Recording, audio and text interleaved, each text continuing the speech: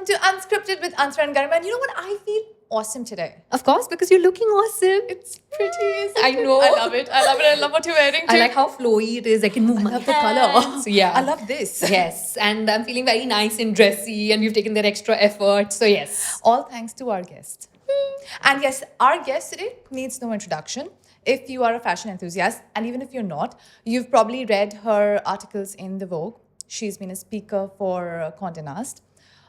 You probably got a glimpse of her collection at Torino Fashion Week. And if you've been lucky to meet her in person, she is charming, she's humble, and she's definitely the pride of Oman.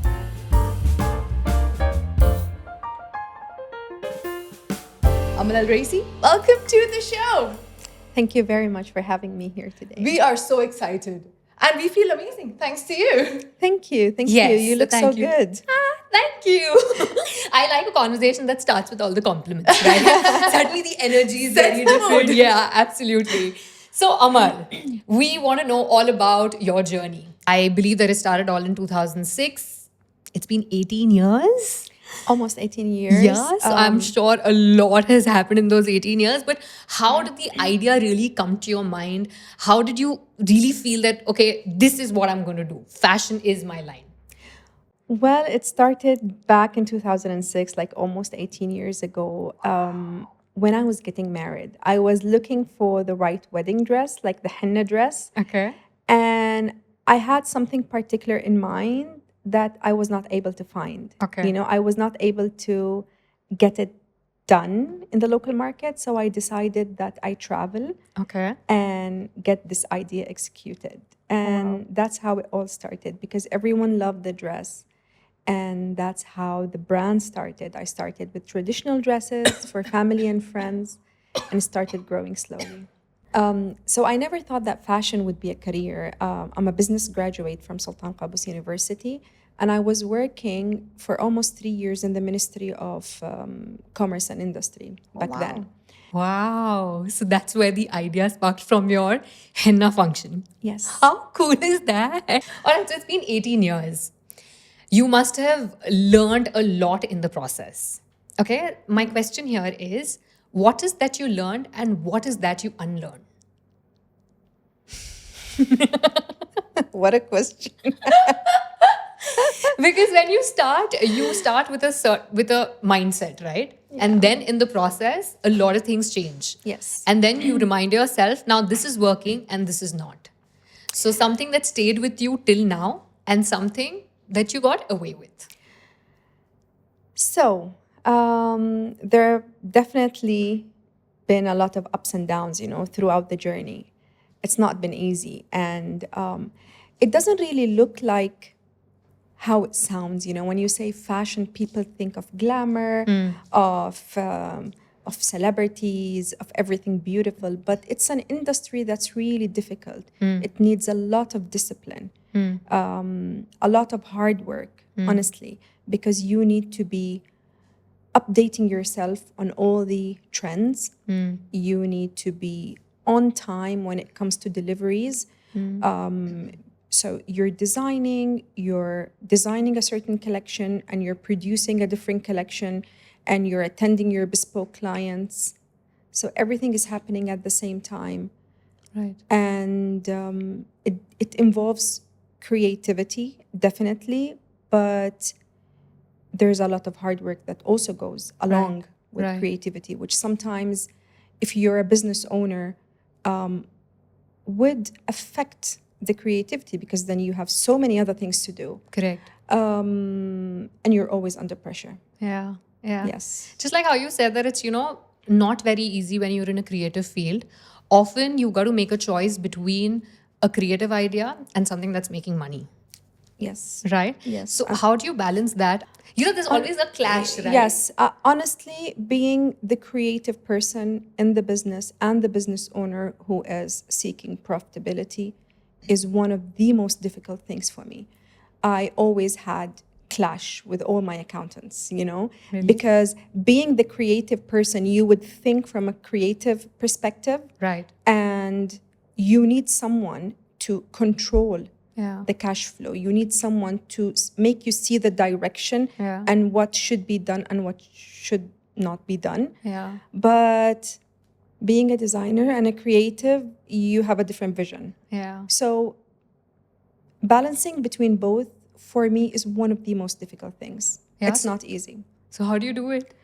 Well, I've learned it the hard way. Yeah, I'm sure. That's one thing I Yeah. had to learn the hard Yeah. way. Yes. Because I think we were also having this discussion. We all come from creative fields, like we're into media, you're into design, Yes. where it's like constantly you taking inspiration from a lot You of to things innovate. around, from the conversations, from stuff like that. And often you've got to make a choice where the discussion happens between whether it's profitable or you should just listen to your heart and go with the idea. Yes, yes. Yeah. So that And you need to understand how the market works, different Yeah. markets work different way. Yeah. So you really need to understand the market, the price points for different designs, and what works for this market would not work for the other market. Right. So understanding all of this would help you make the right decisions in the Right. right time. And Right. talking about creativity, have you ever had like a creativity block, like how you have a writer's block?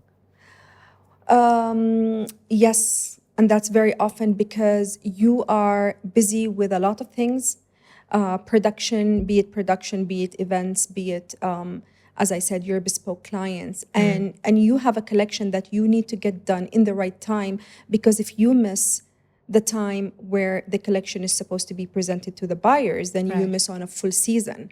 So it's not like you design whenever you feel like designing. You Right. have certain deadlines Right. that you need to meet. Right. So it gets really stressful sometimes. I'm sure. Yes. Can you take us through the process as to how does it really happen? Is it so? In my head, technically, it's like you come up with an idea, you put it down on a sheet of paper, you visualize it in your head, you brief your team, you get the production, and then you put it out there. Or is there a change in the process? So Do you basi- also sketch? I was just curious. Do you sketch your own designs? Yes, I used to sketch. Now with the team at the moment being quite big, I have designers who do that for me. Oh, lovely. So basically, you work almost a year ahead of time. Oh. So we start designing a collection a year ahead of time. That's when I used to. So basically, every season I attend Premier Vision, which is an exhibition in Paris. I meet Okay. suppliers. Okay. So we see the latest trend for a certain season, like the season coming, fabrics, accessories, and everything. So I usually attend once or twice a year to get the latest trends, what's going to be the update of a certain season. And once I have all of that information, which is almost 8 months ahead of the season, we start designing the collection. And then we work on a sample collection.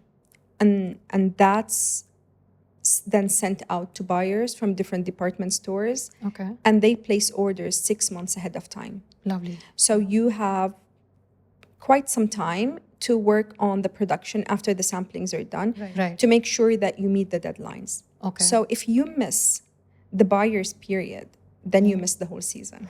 Oh. That critical. So yes, so that's how it works. So you always have to be disciplined and you have to be on time. Wow. So you have to be creative, Yeah. whether you like it or not, within a certain time frame, Yeah. You can't miss on deadlines because Yeah. then you miss on a full season. You can't go out and Yeah. say that I'm having a creative block at the moment. I just need to deliver whatever it is. No. So where all can we find Amal Al Raisi's collection? The list is too long. So I have my flagship store here in Muscat, and we work very closely with Thread Styling in London. I have the collection in a store in Copenhagen, and we work with Unas. We work with Harvey Nichols, Doha, Riyadh, Galeries Lafayette, and I think Bloomingdale's too. yes, Bloomingdale's, Dubai. Wow. So a couple of retailers here and there, and COVID has a big effect on Yeah. most of the retail industry. Now things are back to normal finally, and we're looking to expanding to more retailers around the world. I Amazing. like how casually she's just mentioned all the names. Yeah, we are there in a couple of stores here and there. And every time she mentioned a brand, I was like, okay, fine, go on. But congratulations on that. And wow, I just want you to grow more and more from there, right? But you. obviously, when we go back again to 2006 or 2008, you were not there and on the brands at the first go itself, right? Yes. You also had your transition from the local market to the international market. Yes. Tell me about that transition. What was it that took you as a surprise or something that you loved and you didn't like So much? I started working in the fashion industry. I started in 2006, towards Right. the end of 2006. Right. And honestly, I have been experimenting things because I come from a business background. And fashion is something that I like, but I don't have the experience. And I never had a mentor to guide me to what's the right direction. So it took me time to experiment things. And it was in 2014, I felt like I have reached to a certain stage where I have a lot of local clients and clients are loyal, they trust me. Nice. It's time for me to move to the next level. Right. And that was for me to cross the Omani borders, Okay. And I realized to do that, I need to work with a specialist, like a mentor, someone who would guide me because Correct. I'm good in doing what I do, which is designing. But there's a lot more behind it. Sure, There's the PR, direction. there's distribution, Yes. there is brand image. There's so many things Yes. that needs experts' guidance. Correct. And that's when I started looking for the right agency to work with. And I've been working with an agency that was a Danish agency. Okay. And I have learned a lot from them. I Nice. worked with them for almost 10 years. Wow. So it was a learning journey, I've learned a lot. Yeah. And I was guided to explore things the right way. And I think that helped the brand to move from where it was to where it is right now. Lovely. So, what was the turning point? If there was one event that comes to your mind that things changed after this. It was the Condé Nast Luxury Conference. Okay. Being a speaker has opened the doors for me because when Condé Nast was announced to be in Muscat, to be very honest, I was very excited and I was waiting for them to announce, where tickets can be bought from Right, for me right. to attend all the sessions. Right. And I was surprised to receive a letter from Susie Menkes herself Wow. that was sent to me by DHL, to asking me to be a speaker. And I was like, I can't do this, I'm someone who is not very comfortable with public speaking. Okay. I tend to panic when I have so much people in front of me. Okay. And I was like, I can't do that. It's Right. all the professionals in the fashion industry. Who am I to be there as a speaker, in Yeah. front of all of these people? That self-doubt kicks in. But I think with the right guidance from my agency, my mentor, I made the right decision, and it was the decision that opened all the doors. Yani, when I was on the stage with Susie and Princess Dina, that's when I got the chance to be featured in Vogue India, Vogue UK, Vogue Australia. I was invited for the Torino Fashion Week, for Paris Fashion Week. So it opened up a lot of doors that I think were not going to be that easy to get, if not that particular event. Speaker, yeah. Yeah. So you just overcame that fear.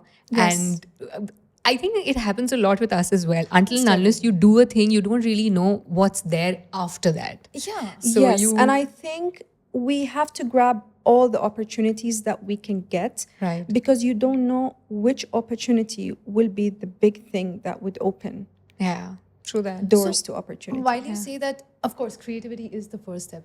That's absolutely essential. You also need good PR marketing.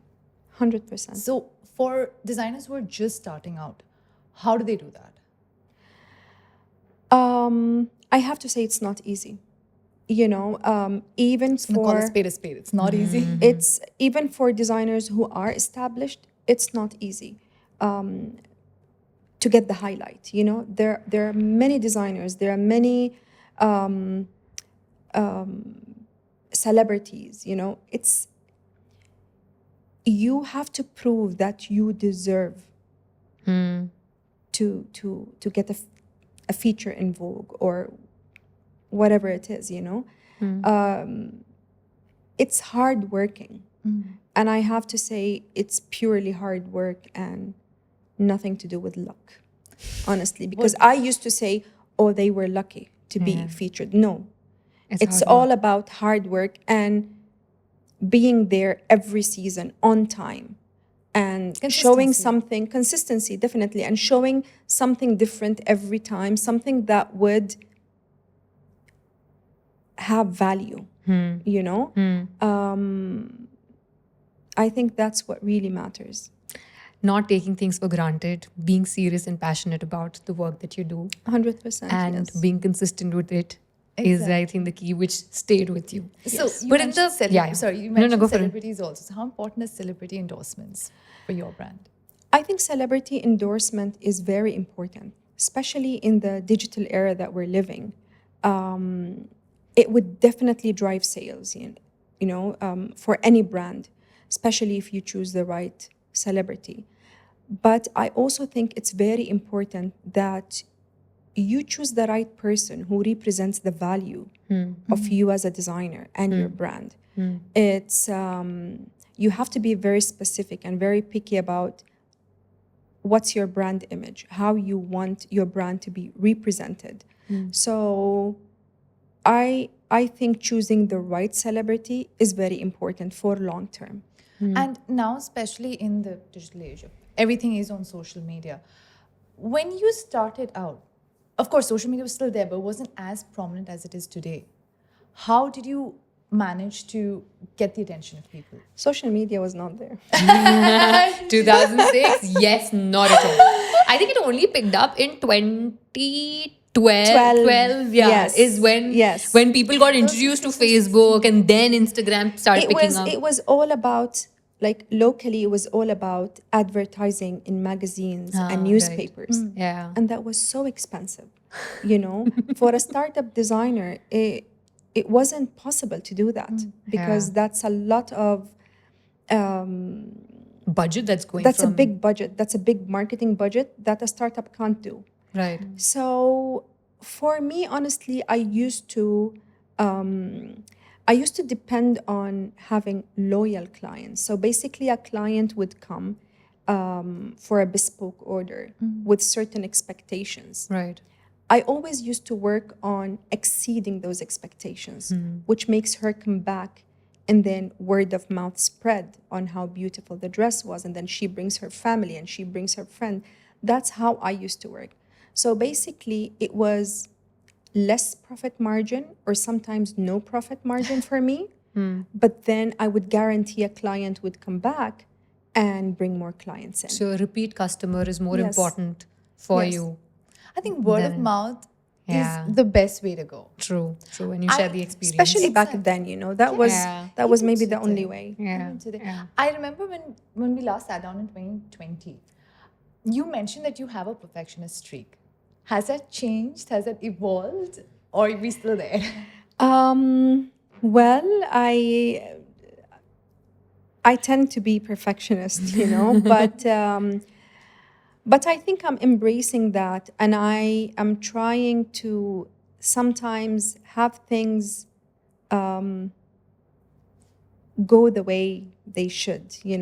Sometimes we need to understand that imperfection is also Beautiful. a beautiful thing. Yes, absolutely. So letting things go when you think they're right and not wait for them to be perfect, because waiting for things to be perfect sometimes will delay a lot of things to go out.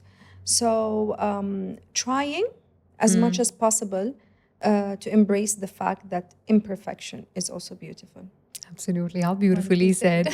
Yeah, because when especially in the creative field, if it's your idea, you tend to stick onto it just to prove it that you believe in it. And at times it becomes difficult to Yes. let go of an idea which a lot of other people are saying that might not work. Yes. Right? And sometimes you're sometimes not very confident Yeah. with things you do, and you always feel like you can do things better. Yeah. I think you reach to a stage where you have to stop Yeah. because you just have to Move on. embrace the thing that Yeah. imperfection is also beautiful. Yeah. Tell me something. How do you keep the brand relevant, or how do you face a challenge where today you see that it's, all tech based, where people have access to so many markets? Where today, if I want to, let's talk about a henna outfit only, right? If a bride wants to do her shopping, she has access to the global market, and it's not very difficult to get it shipped or to travel there, to speak to the designers and all of that. So, how do you keep the brand relevant? Or if I had to frame the question differently, how do you face that challenge that you are competing against so many of them out there? It made things a bit more complicated, and more difficult for local designers because, again, clients have options from all around the world. Right. But I think you have to concentrate on doing the best you can and offering your clients the best service, the best design that would complement their personality and their bodies. So if you concentrate on that, then you It's have the local experience. client. Yes, you build this experience with your client that you will have them loyal and come back to you. Absolutely. Yeah. How do you upgrade, or educate yourself with the trends? I know that you attend all these fashion shows, and of course, you keep yourself connected, and networking is very important. Yes. But what is the learning process for you? Well, I do attend these exhibitions on an Right. annual basis. Right. I attend seminars. I meet other designers. Right. I try to keep myself updated with what's happening in the region. Right. But I always work on what makes Amal Al Raisi brand what it is, and concentrate on the brand DNA. Yes, I'm exposed to all the trends, but then I only take what suits my clients. Right. Yeah. Right. So if you had to describe the Amal Al Raisi brand in one line, what would you say? Simple, classic, And timeless. Timeless. How do you want women to feel when they're wearing your collection? Confident in their own skin. I think when you're confident, it's the magic word for everything to work. So, and actually I had one of my clients tell me once that she said, I love to wear your designs because every time I wear something from Amal Al Raisi, I feel confident. Wow. And I think that's very important. And that's the biggest compliment. Yes. So, in connection to that, how do you address inclusivity in all your designs? I think fashion should celebrate all women in different sizes, shapes, cultures, and backgrounds. I think what's most important for me when I design is that a woman would feel comfortable, would feel that she's wearing a special piece whenever she wears it. And that's regardless of where she comes from, what culture it is, what size she is. I think fashion should celebrate all of that. And if you say that, I would agree 100% to what you just said. I feel absolutely confident. I can move my hands also in this. It's the first time that I'm actually wearing this kaftan. Really? Yeah, so I don't have any in my collection when it comes to jalabiyas, kaftans, abayas, but I always wanted to have one in my wardrobe.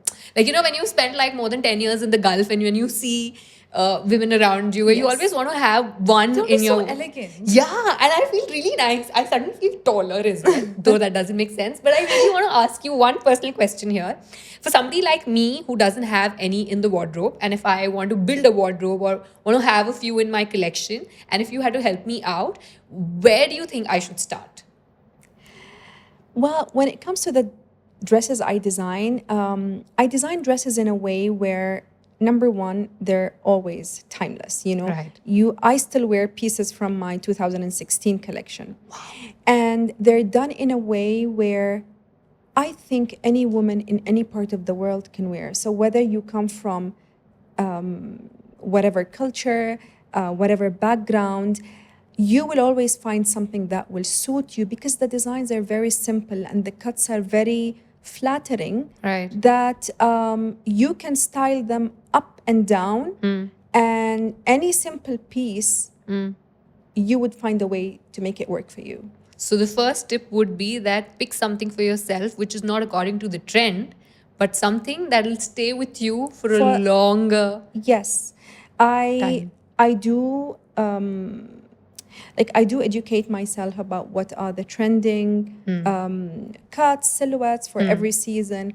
But then I only take whatever suits me because the Amal Al Raisi brand DNA is all around having timeless pieces, simple cuts that would stay with you for as long as possible. Absolutely. Well, when you actually go out shopping, and especially when you're investing in real good pieces which will stay for with you for like really long, and that mostly happens when you're getting married or when there are outfits that are like really expensive ones, I'm asking. Okay, now if you had to list the importance of the things when you go and pick such an outfit for yourself, like it's the fabric, it's the color, it's the longevity of the piece, or other things as well, because of course your size is also going to change. Yes. But if you had to just kind of help us out that, okay, these are the things that you should definitely have on your list and make sure that it ticks all the boxes before you pick such. I think number one, items. it depends on your personal style, Right. what you like and what you dislike. For certain people, they would prefer wearing pants during work times. Right. Or so number one, it depends on your personal style. Right. I think sticking to classic pieces, classic fabrics that are durable, basic, minimalist. Okay. Certain colors like the neutral colors, blacks, whites, these you would always be able to style them up and down and they would stay for you as long as possible, you know? Wow. On that note, what's the oldest piece of clothing that you still have that you've held on to? Oh my God, I don't remember. Well, she took me back to my wardrobe also at the moment. I'm also thinking that, yeah. Well, I do have my wedding outfit. I do have pieces from my 2016 collection that I Which still you wear. mentioned. Wow. Yeah. I'm not sure. 2016 is the longest that she can think of right now, but there might just be one. And trust me, Antara, when she goes back and she figures or she comes across an outfit that is older than that, you're going to be the first person that comes to her mind that, even this one was there hiding in my wardrobe somewhere. I'll send you a picture of what I have. Any tips or tricks that you can share with us to maintain all these outfits so that they look the same, they are with you? I think it's very important that we read the instructions for each fabric. Right. Because certain fabrics have certain ways of taking care of them. So it's very important you stick to that. Okay. Some fabrics should not be so exposed to light, so you keep them in the right place. Okay. Certain fabrics are best when they're certain outfits, the fabrics are best when they're hanged, others are best when they're folded. So you just need to understand what works best for a certain fabric. Right. And once you're taking good care of it, then it'll stay for as long as possible. Yeah. Right. Okay, this is a personal thing that I'm going to share, but for us, Diwali is round the corner. Okay, Diwali is like a very big festival back in India, and this is the time when all our trunks and all those, the outfits that we haven't seen for more than a year will come out. You'll keep them in the sun for a bit, then you keep them back, and then you fold it and again you keep it back. Okay. So last, when I was having a discussion with mom was like, yeah, just see if you make sure that you have enough sun. I said, Mom, we are here in Oman. There is a lot of sun right here. So you don't have to worry about the moisture and all of that. But coming back to Oman. Okay, now you've represented Oman on such big international platforms, on global platforms. You're like the pride of Oman, right? When you first went there and you represented Oman there, what was exactly running in your head? Did you go with that pressure that there's a lot at stake here, or were you like, no, I know that I've done and given my best here? When I rebranded back in 2015, I had a very clear vision, a very clear goal, Okay. which is to put Oman on the international fashion map.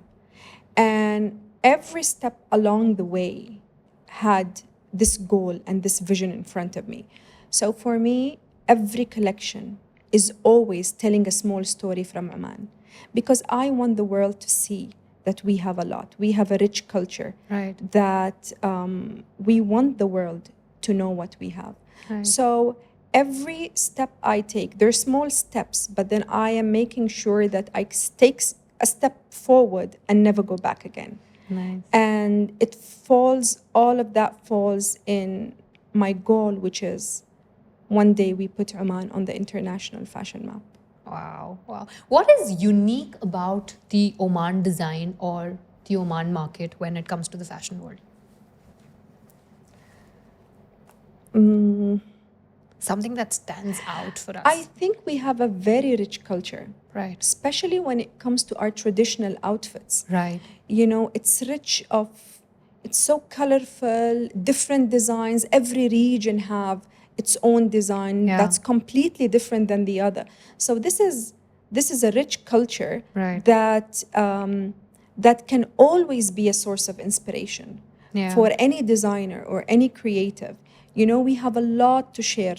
Yeah. It's a beautiful country, and we have a rich history, rich culture that I think the world should know about.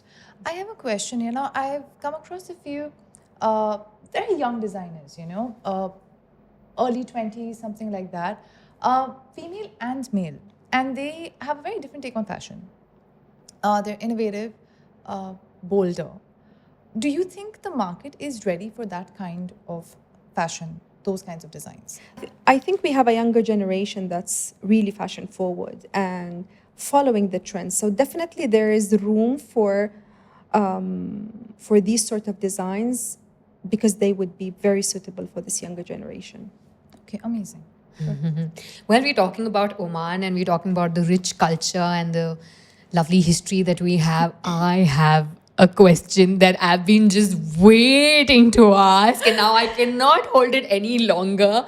You got to tell me everything, the tiniest and the minutest detail about your experience, how you were approached to design and to dress up the first lady of Oman. And you've done that multiple times. I think that's a moment of pride, you know, dressing her, who's a fashion icon. It's a pride moment. But then there's one thing that I know for sure is that she tends to support the local creative industry. And that's why we see her in most of her public appearances dressed by Omani designers. And that's a sign that she is supporting designers. That's all you can share. Come on, talk more.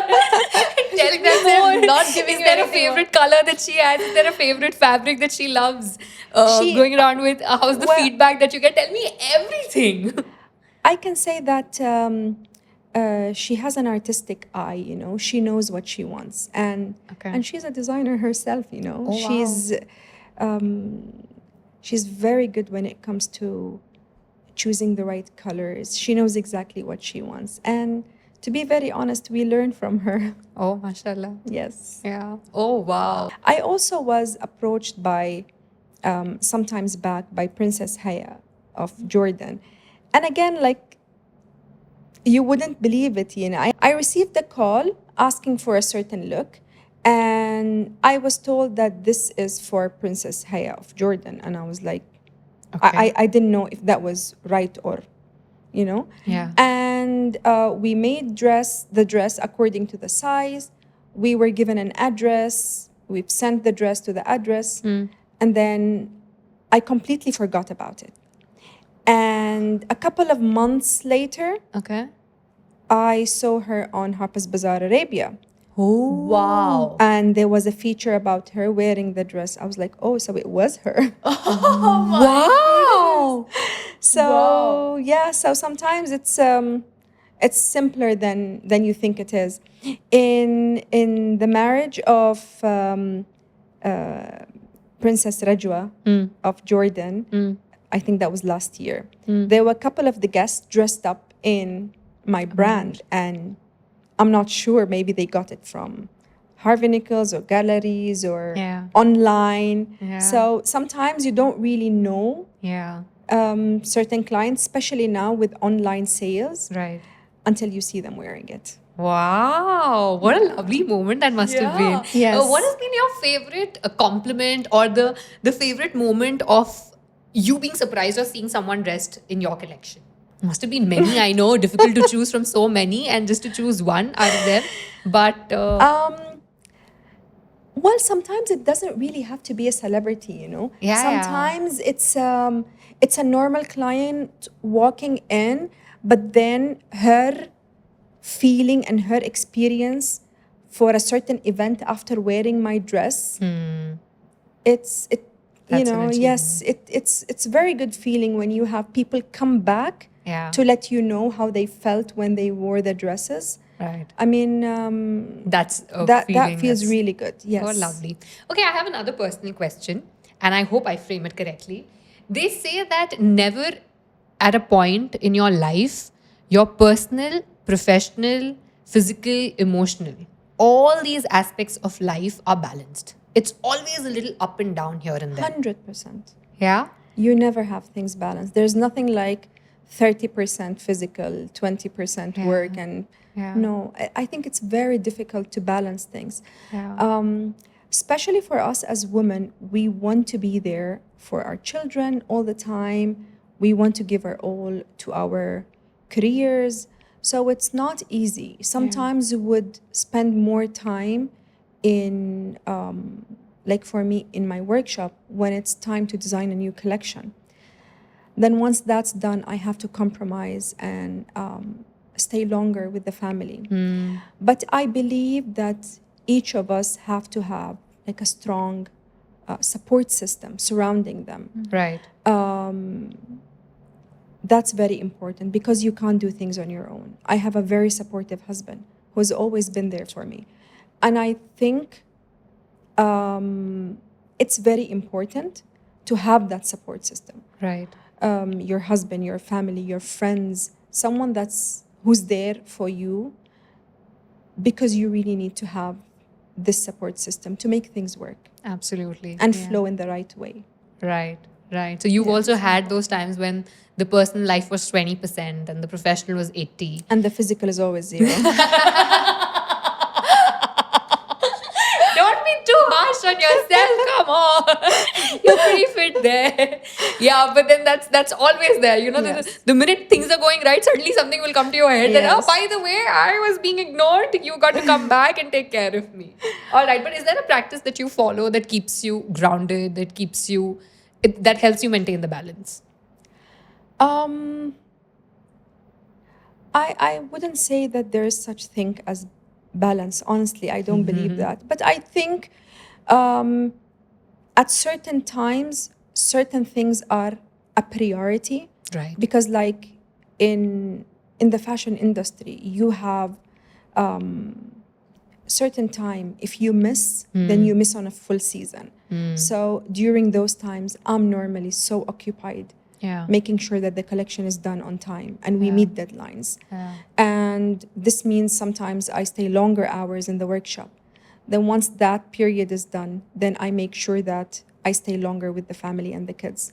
So it's always trying to balance things out. But there's always something that's a priority at a certain point of time. Yeah.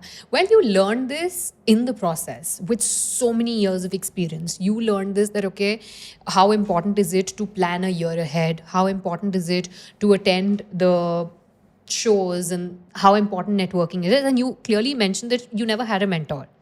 But I was so delighted and happy when I got to know about your Fashion Future program, where you are there to help the young talent, where you're there going out and saying it openly that, okay, I'm here to help, to mentor, to provide you with whatever you need. Tell me more about that program. So when I started back like 18 years, I never had a mentor. Right. I had to struggle for a couple of years to find the right way out. And it's only when I rebranded back in 2015 and started working with a mentor, with an agency that would guide me to the right way. Correct. That's when I started learning how the industry works. I have to say, I have learned a lot from the international agency that I've been working with because I wanted to learn. For me, this was a learning journey. And to be very honest, such agencies are very expensive. Right. So not everyone can afford, it. Very working with agencies, especially when it's a startup designer. And a couple of years back, I've done my master's in fashion and luxury management. So I believe I have good knowledge that I can share with the younger designers that would help them make their journey easier. And because I have a vision and a goal to put Oman on the international fashion map, this will never happen until the whole industry is elevated. And for that to happen, we need to have designers who understand how the industry works. And that only happens when they have the knowledge. True. Hence, I'm trying to share knowledge with the younger ones who are really talented but just need a little bit of guidance. Right. And they'll find their way. Well, of course, you have the program. Obviously, you don't think that way, but maybe there might be other designers out there who would think that I'm training these young designers, teaching them all the tricks of the trade. What if tomorrow they're my competition? I think this is what we should be aiming at. We need to have good competition in the market, because if there's no competition, then we'll never move to the next level. Challenge. Yes. Very well said. Very well Yeah. said. Yes. Yeah. But that never crossed your mind? You were always willing to share the knowledge that you had, and I think what's meant to be for me will always be for me, And each creative person have things done their own way, right. So no, I don't think we should fear competition when it comes to sharing knowledge. Definitely not. Okay. Someone listening to you right now and is looking for making a career in the same industry, what advice would you give to that young mind? You have to be patient, very patient. And they have to be open to learning, because this is an industry that has something happening every single day. So you need to know and understand what's happening around you, but then you need to stick to your DNA, because you can't be copying, different designers, different things that would not resonate with your brand's DNA. Right. So you really have to understand who you are, Right. what you want to present, and be willing to learn. Always learn. There's Wow. always something new to learn. Be open to feedback. Yes. Yeah. Was there ever a feedback given to you that stayed with you for a very long time and helped you with your designs? See, because I work very closely with my clients, I'm in the workshop every single day. So I think these small feedbacks that I get would help me a lot, always to make sure that I get things done the right way. Right, right. Small comments here and there would help me change things, do them in a better way, because we always seek to have things done in a better way. Yeah. Well, I also think that in your collection, it's just not for the women. It's children's wear as well. It's I think accessories are also there. Yes. And what more is there in the collection? So we have the main collection, which is the ready to wear. Right. It's spring, summer, and autumn, winter. Right. I have a line called Resort. Okay. And the Resort is only kaftans at an affordable price range. Okay. So much lower than the main collection price point. We have scarves, we have bags and belts, Okay. and we have a bridal line. Oh, lovely. And abayas. Oh, so nice. so You we have a have lot. different lines that would cater to different clients. Okay. Okay. Yeah. This month is the most important month for you every year, right? October is the month when you always launch your new collection. Yes. What do we have this month? So the collection that we've launched is called A Postcard from Muscat. So it tells a story about Muscat. I love the name. And the beauty of Muscat and how Muscat as a coastal city has been open to embracing different cultures. So that's the story of the collection. Wow. What more can you share with us about the collection? What are the colors that we are looking forward to, or fabrics that you have worked with, or... So this year, it's the Spring Summer 25 collection. Okay. It's actually one of the biggest collections that I've been working on. It has more than 8 colors. Okay. So the color palette is quite, it's a wide range of colors. Lovely. And we have around 6 signature fabrics. Okay. So it's a very big collection. Okay. And I hope people perceive it well. I'm Can't sure wait. they will. Yeah. That definitely is. Yeah. How do you, what all elements do you consider when you're designing your outfits? How do you manage to connect it with Oman? So number one, I understand what are the trends of a certain season. Color trends, silhouettes and everything, trending fabrics. And then I only take whatever suits my brand, because the brand is not only for Omani women, it's for women Yes. from the region. And we also have clients in Europe and the US. So basically it's putting all of this in mind. Okay. And every season I target to tell a Omani story. So I read a lot about Oman, and I look for the right inspiration, and then work on a mood board that would translate the story I want to tell and match that with the trends that I want to incorporate in a certain collection. Right. And then that's how we build the mood board and the designs and everything. Okay, so what is one piece of fashion advice or insight that you wish people understood and knew? Embrace your right size. You know, sometimes we tend to wear sizes that are smaller than our actual size because we mentally feel like this will make us look smaller, or but then no, just embrace your size and try to find the right fit, because when something fits you right, it will definitely flatter you. Wow. I think Well, in relation to taking that, from you can- that, yeah, I have perfect. another question. Is there a fashion mistake that you see people often make and you would advise them not to do that? I see a common mistake where people tend to use fabrics that are not right for the season. Velvet for summer, linen for winter. So Yeah, I think there yeah. are certain fabrics that would look better and are better actually to use for certain seasons. Yeah. So choosing the right fabric for the right season is very important. Okay. Do you have a favorite fabric that you love working with? I love flowy fabrics. So it's chiffons, Oh, I georgettes. totally feel yes. that. Oh, nice, nice. So when it's Amal Al Raisi's collection, you'll find a lot of chiffons and a lot of georgette. Yes. And, yeah, which are Things like that flowy, flow, flat yes, Oh, yes. lovely. Okay. If you could swap your wardrobe with someone for a day, who would that be?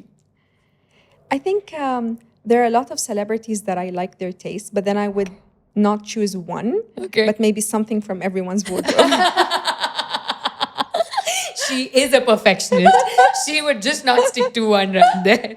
All right. And is there a person whom you look forward to, or someone whom you have on your vision board whom you want to design for or dress up? I would love to dress up Queen Rania.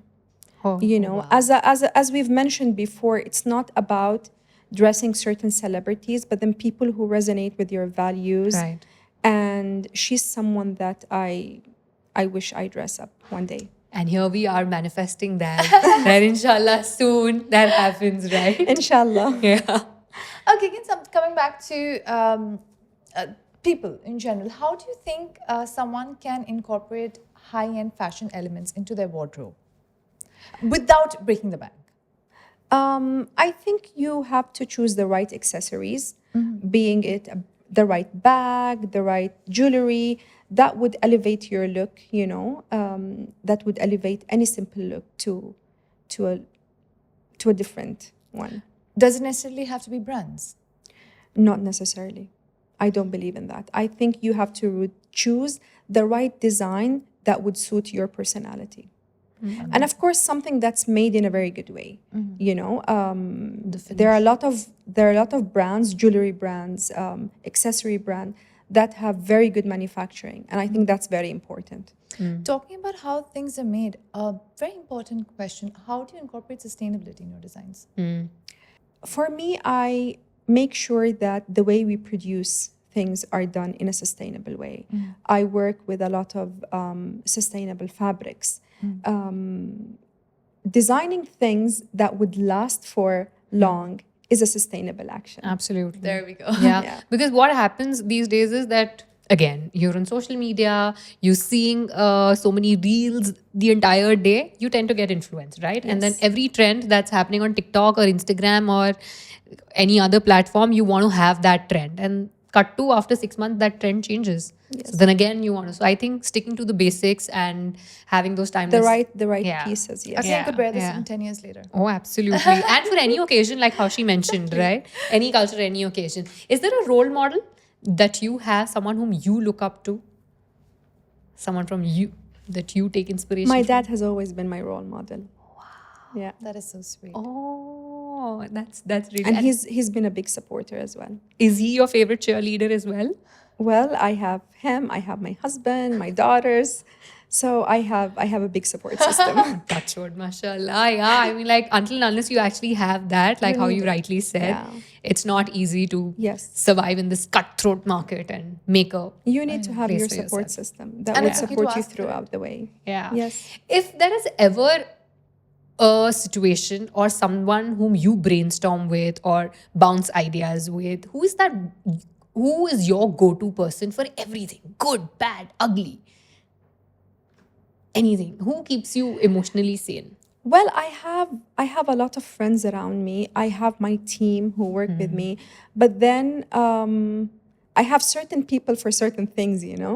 But I do work with a team that's an amazing team, and I have a couple of my friends who are designers as well, and we do share ideas and we brainstorm, and we believe that it's okay to share. Yeah. There you go. No competition, no insecurity. Yeah. I have another question. When you're an entrepreneur, you need to have a bunch of skill sets. You know, you're a salesperson one day, you're a designer the other, the third day maybe you even delivering outfits to someone's house. That's when you start. Now I'm sure that you have this full-fledged team who's taking care of a lot of departments. My question here is that when you started in 2006 and 2014 is when you hired the agency, it took you like good 5 years to take that call that, okay, now I've established myself and now I can ask for help here and the experts can take care of it. Would you advise the young people out there to first build something and then have a team? Or you would say that no, right from the beginning, if you have a choice and you can have the experts on board, go for it? I think it can be both scenarios. It depends on, number one, the financial situation. Right. Because if you're able to hire the right people from the beginning, then that would make your life easier. Right. But sometimes you're unable to do that. Right. That's when you have to do things on your own. But I think that's also a learning process, because once you've went through everything, you would have an understanding of everything, you know. So once you have a team that's handling things, you still have, you know, an understanding of how things work. Yeah. When you hire a person and when you have the team, you trust them completely with the job, or you do have that thing that, no, first let me just kind of try it out for a month or two and then. I think you have to trust people you know who work with you, Right. but you have to be on top of things, because being the creative director of a fashion house, I think I need to make sure that things are approved by me and things are going in the right direction that would serve the brand's DNA. So you are involved in every step of the process. I have to say yes. You have a lot on your plate. I am in the workshop every single day. Wow. Yes. And that clearly shows in the collection, I would say.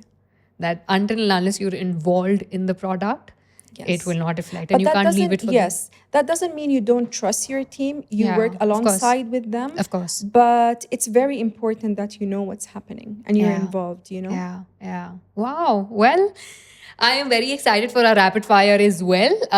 If only you are ready with the questions. Yes, let's because go. I have quite a few. Now we're going to put you on the spot, and you're not going to give you any time to think. No pauses. Whatever comes to your mind first, just say it. Yes. Okay. What's your go-to fashion accessory? No timer. The right watch, maybe. Okay. Heels or flats? Heels, definitely. Favorite fabric to design with? Fluid fabric, anything that's flowy and soft. Okay. The last thing that you Googled? The last thing I've Googled, 5, 4. the location for the studio. We need to position ourselves better. Nice. Good one. Okay. Your all-time favorite fashion designer? Elisab. Oh, nice. Okay. What's one fashion trend that you'll never wear? Never wear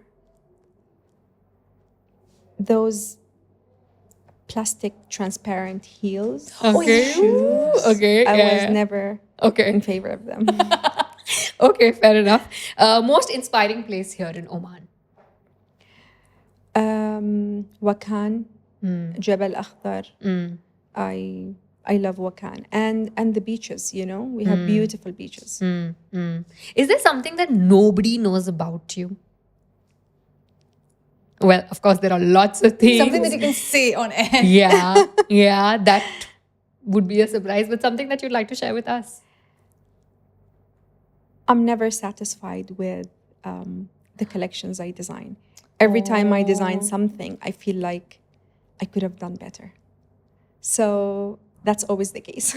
Perfectionist again. Yeah. So yeah, it does reflect in her work as well. Yeah. Go for But it. I You have think it. that's a good thing Of because course, it of always course. helps me to improve, you know, Yeah. and make sure that So I'm sure that you would be having a lot of butterflies in your stomach whenever the collection goes live, and you must be like, I don't. So you like to know from the team that how was the collection, or you like, no, don't tell me for 5-10 days, and then no, I'm always there, so I would know. oh yeah, of course you're involved in the entire process. Yes. So yeah, okay. So yeah, she has those butterflies as well. And I think it's good because I remember at our studio itself, one of our producers, he said that the day you stop feeling anxious, that means you don't love your job anymore. And I think that stuck to me. Yeah. Okay, Yeah. next round. I mean, same thing, but we'll just continue and we alternate it later. Okay, if you weren't a fashion designer, what would you be doing? If I weren't a fashion designer, interesting question. Would you go back to what you majored in? What? Let me rephrase it better. What would you be happy doing? A mother. That's a full-time job. Oh yes, yes. What's the most unusual source of inspiration that you've got? Like you were just sitting somewhere and inspiration just hit you. Have you ever experienced I'm that? always inspired by fabric. You know, sometimes what happens is I fall in love with a certain fabric pattern and I look for a story that would resonate with that fabric. Wow. That I've done a lot because I love fabric, you know, and fabric is always a source of inspiration for me. And sometimes I tend to choose the fabric before I finalize the design because that would help me to work on the final design. On that note, your personal favorite, only one My favorite, fabric. I love Georgette chiffon. Okay. Yes. Yeah. All right. Fashion shows. Are they exciting or exhausting? Very exhausting. Very exhausting because there are a lot of things that you need to take care of, and then once you're done with the show, maybe that's when you realize, you know, the excitement. Yes. that the that was rush there. Yes. And all of that. I have a following question to that. How do you reward yourself after a collection has gone live, and how do you celebrate that whole thing? I would spend time with family because it would be a hectic period where I spend long time in the workshop. So normally once the launch is done, I would spend quality time with the family. Oh, lovely. Do you lean more towards bright colors or darker colors? Not bright, darker colors or more neutral palettes? I love neutral patterns. And why? I just feel that they represent my personality better. Fair. What is the first thing you notice about somebody's outfit when they walk in? The quality of tailoring. Listen, we are wearing the best right now, okay? I We are can confidently ask this question right now because I will not be judged. I'm wearing Amal Al Raisi. This was just the perfect time to ask her this question, right? When you're wearing her collection only. Yeah. Perfect. I think that's... what is something that you tried, because you said you experiment, something that you tried, you experimented, which was completely offbeat, nothing like what you've ever designed before? One of my collection, which was the autumn-winter 17, I experimented designs that was so modern because I was targeting a certain market. And I wasn't very comfortable designing that collection. And that's the collection that did not work. Because I realized that I should be designing what I like rather than putting in mind a target market and design specifically for that market. Yes, it's important that you understand the markets, but then at the end of the day, you should go with your brand's DNA. Beautiful. We'll end it on a good note. The most successful collection or piece? The most successful collection, the spring-summer 2017 was a very successful collection because when I designed the collection, it was inspired by the ancient Silk Route. And that's the year when Condé Nast was held in Oman, and the inspiration for the Condé Nast, or the title was mindfulness, and it was inspired by the Silk Route. So by coincidence, we had the same inspiration. Nice. And people like to be part of success stories. And when I was a speaker on Condé Nast, that was a big achievement for me as a designer and as a Omani designer. So I got a lot of support from my clients, and that was through buying that specific collection because that resonated with the Condé Nast and all the success that happened, around that time. So it was one of the most successful collections. Lovely. We all have a comfortable outfit where we get the best of ideas, when our brain functions better. So what is that? Do you have like a lucky outfit? I understand you don't believe in luck that much. It's all hard work. I designed this outfit and made it, put a lot of effort, and that's what's happening. Yeah, but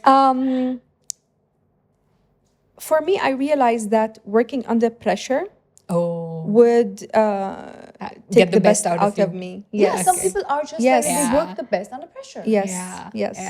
When and there are it feels so awkward when I don't have my calendar filled back to back. It feels so awkward. Like I have so much time. No, something's wrong. Something's wrong. Yeah. Perfect. We resonated on so many things with you. Exactly. And it was such a lovely, nice, calm, inspiring conversation. Thank you very Just like much. her designs. There's Absolutely. something calming in all of them. Right. We wish you nothing but the best. Thank you very All much. the best for your new collection, and I'm looking forward to it. And I'm planning to actually build my own collection with a few pieces here and there. Yeah, but thank you so much. Thank you for having me. It's been an Thank you absolute so- pleasure. Thank you very much.